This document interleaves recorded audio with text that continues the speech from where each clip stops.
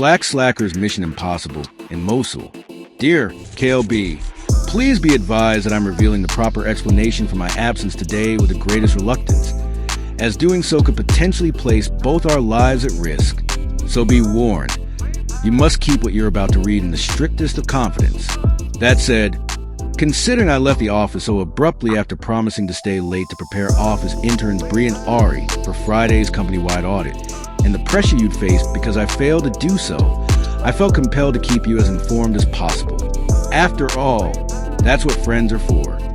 As you may recall, it was 4:37 p.m. when you left my cube to round up the two newbies for a complete orientation on how to review, analyze, and document any discrepancies concerning executive expenses for further review by company bean counters.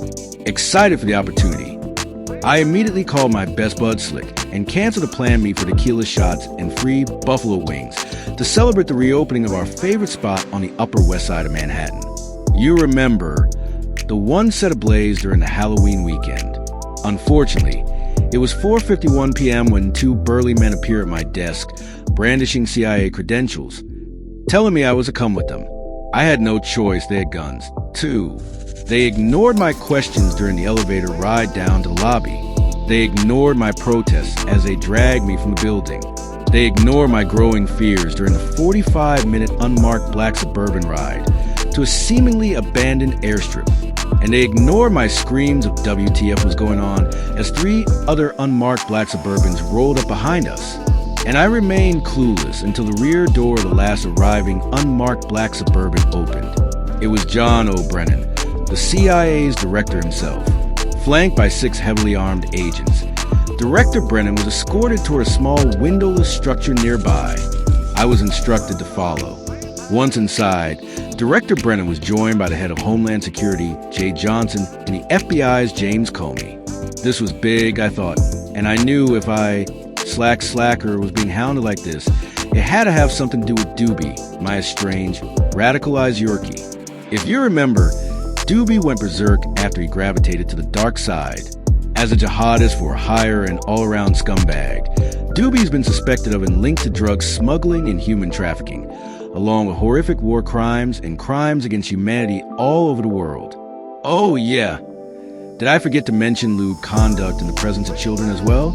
Every international security service and law enforcement entity on the planet has a standing kill order on Doobie. Still, what in God's name these people wanted with me was the question burning a hole in my head.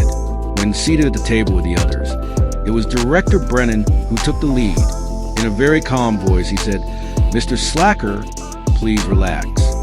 We know you've not been in contact with your dog, Doobie, for more than a year, so we know you have no idea where he is or what he's been up to. But fortunately, we do," chimed in Johnson with a far less calming tone. "He's back in Iraq, and he's causing trouble. We've been tracking Doobie's activities for the last 9 months. And when we found Doobie hooked up with an elite Shiite militia crew to creep into Mosul and take out Abu Bakr al-Baghdadi, leader of the Islamic State, on the down low, we were okay with that. We thought we'd give him a break. No pun intended. But as per Doobie's profile, we should have known he couldn't be trusted." They went on to explain that satellite surveillance confirmed Doobie had led a team of the world's most lethal killing technicians deep into Mosul's urban center, silently slitting throats of ISIS fighters along the way. They also showed me the video. Doobie looked crazy. Since I'd last seen him, he'd lost an eye and had it replaced with a black marble. And he'd lost his left paw too, but it was replaced with a crude, rusty, hook-like prosthetic. Still, Doobie was a force to avoid. According to Brennan, the mission was going according to plan until Doobie secretly answered a call on his cell. The NSA was listening. When Doobie was overheard negotiating a deal to sell out his crew to ISIS for 10 million euros to be used as human shields, they knew it wouldn't be long before Doobie be selling all the intelligence he'd been gathering while embedded with the other attacking forces. That fear was confirmed when, unbeknownst to his team, Doobie signaled well-hidden ISIS fighters, and his trap was sprung. Within seconds, Doobie's guys were in zip-tie restraints, black hoods, and being marched single-file into a nearby bullet-riddled shack. Doobie was getting paid.